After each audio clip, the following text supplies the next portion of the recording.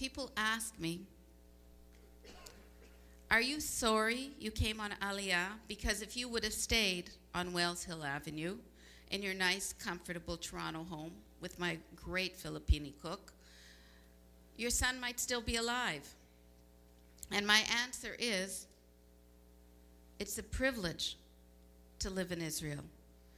And with that privilege comes a responsibility, the responsibility of defending the country. And with that responsibility comes a risk. And the more of us that are there, the more soldiers that are in the army, then the more people the risk is spread out upon. I want to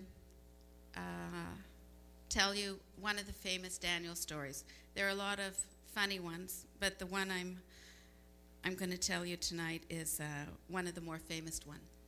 In the army, Daniel's training was 18 months long. It's one of the longest training, and at the end of the training, they mark it by having a 90-kilometer trek. Think of that. Think about how far 90 kilometers is. And when they go on this trek, they don't go on it like your kids go on hikes in Israel with their telephone in one hand and a bottle of water in another. They're wearing their army boots. They're carrying their guns. They're carrying their water bottles. They're carrying all their equipment.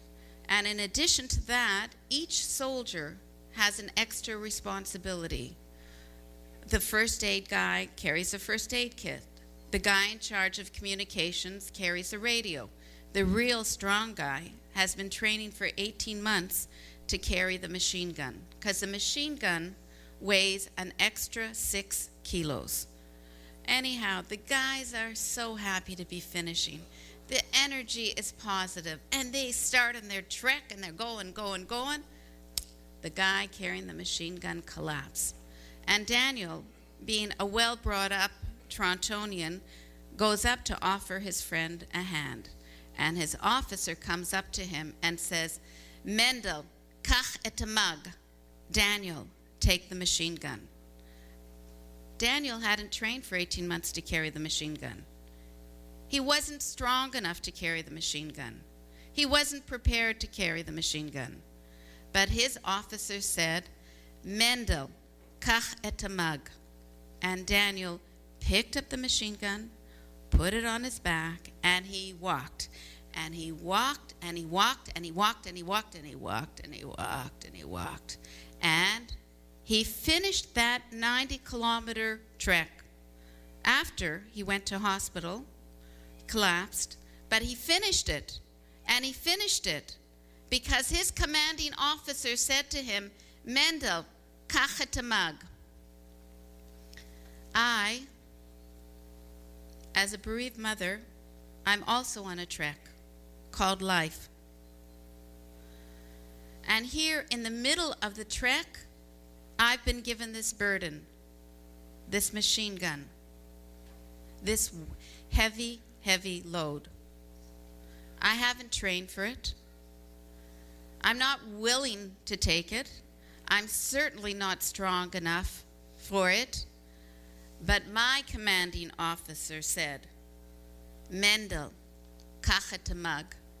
Cheryl, take this burden.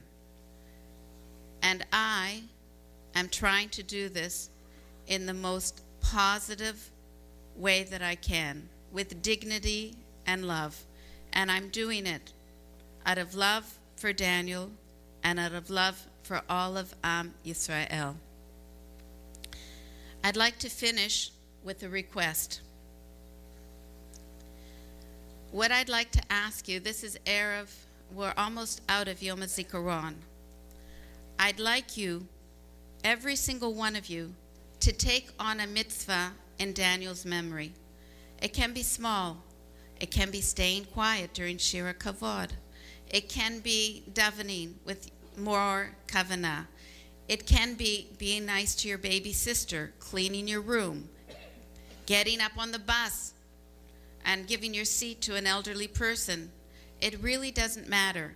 But if Daniel, after 7 years, if he is creating positive things to happen in this world, then I and my family, we have some comfort. Am Yisrael Chai.